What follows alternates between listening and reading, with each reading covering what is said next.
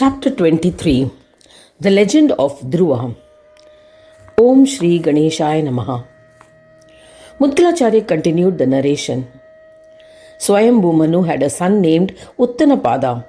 He righteously ruled the province of Madhya Desha. He had two wives, Suniti and Suruchi. Son Dhruva was born to Suniti, while Suruchi gave birth to a son who was named Uttama. Suruchi had enchanted the king. He loved her immensely. He ignored Suniti. One day the child Dhruva wished to sit on the lap of the king and approached him. The evil-natured Suruchi scorned him. O Daksha! Dhruva was enraged and left for the forest. He met Narada on the way. Dhruva, a highly intelligent and wise child, who was aware of the protocols, bowed and paid his respects.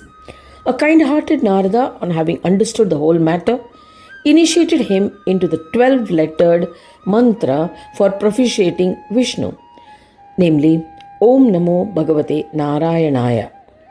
Thereafter he paid obeisance to Narada and went to Mathura. He commenced penance and meditation on the eternal Vishnu. He observed rigorous penance for 1,000 years. Vishnu became pleased with his wholehearted devotion and manifested. Vishnu offered the sovereignty of the incredible earth to Dhruva. He granted a boon that Dhruva would ascend to the position of Vishnu in Swarga and finally attain the position of Dhruva's star. On receiving the boon from Vishnu, he returned home. He paid respects to his parents. The king acknowledged his son, who was gleaming with luster. With the passage of time, the illustrious king dethroned Dhruva.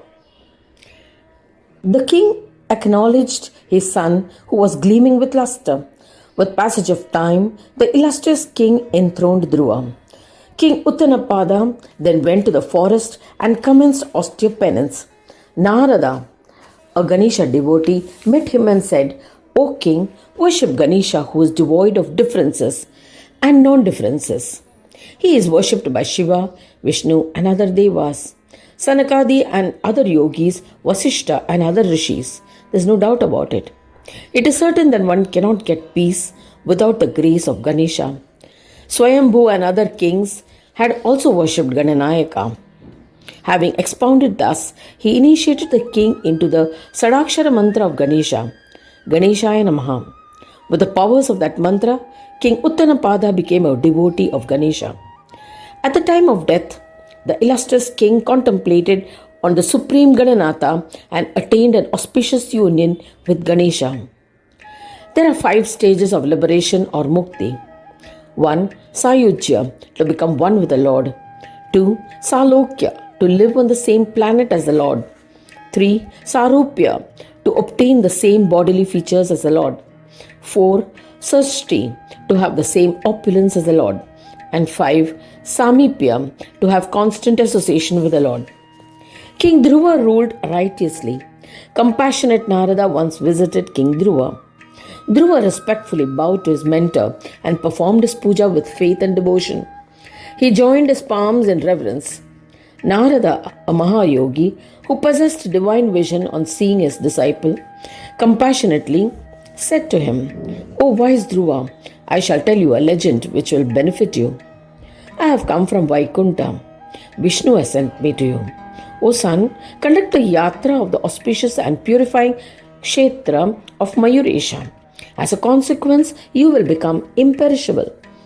Else, it is certain that you will face obstacles, causing sorrow and downfall. The compassionate Vishnu has also asked you to chant Ganesha's Ekakshara mantra.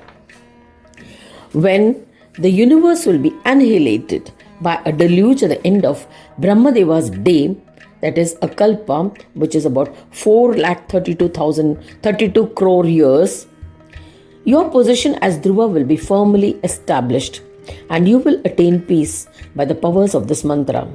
You will be absorbed into the Supreme Brahma and will be united with eternal Brahma. Otherwise, you will never attain yogic peace. Thereafter, Yogi Narada initiated him into the Ekakshara mantra of Ganesha as ordained. King Dhruva followed the advice and became accomplished. After receiving the mantra, Dhruva immediately left for Mayuresh Kshetra and conducted a Dwarayatra carrying his royal emblems. The temple of Lord Mayuresh at Morgaon has 4 gates. At the eastern gate are Laxmi Narayana, the givers of dharma. At the southern gate are Parvati and Shankara, givers of artha, the desired goals. On the western gate is Rati and Kama, givers of kama. At the northern gate reside Mahi Viraha, earth and sun. By their worship, moksha is attained.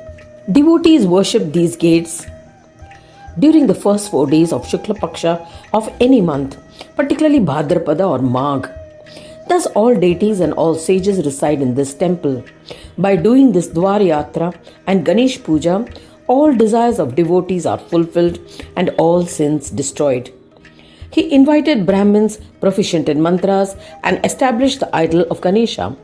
The king spent inestimable wealth to construct a grand temple with a golden shikhara, a tall, often beehive-shaped superstructure set above the inner sanctum of a Hindu temple, at a distance of half a kosha from the eastern gate. Dhruva worshipped Ganesha reverentially. This Ganesha is known as Dhruva Vinayaka. Dhruva stayed in Mayuresh Kshetra for a year. Thereafter, the valiant king returned to his town and ruled his kingdom. In the end, he ascended to Swarga, which is a support of the constellation named Dhruva. Here too, the illustrious king always worshipped Ganesha. When this position is destroyed, Dhruva ascended to Swanandaloka. Anyone who conducts the yatra of Dhruva Vinayaka or listens to the legend of Dhruva with devotion will be blessed with happiness and emancipation. Thus ends the 23rd chapter titled The Legend of Dhruva in the second khanda of the Puran Upanishad, Srimad Mudgal Puran, describing the legend of Ekadanta, dedicated to Sri Gajanana. End of chapter 23.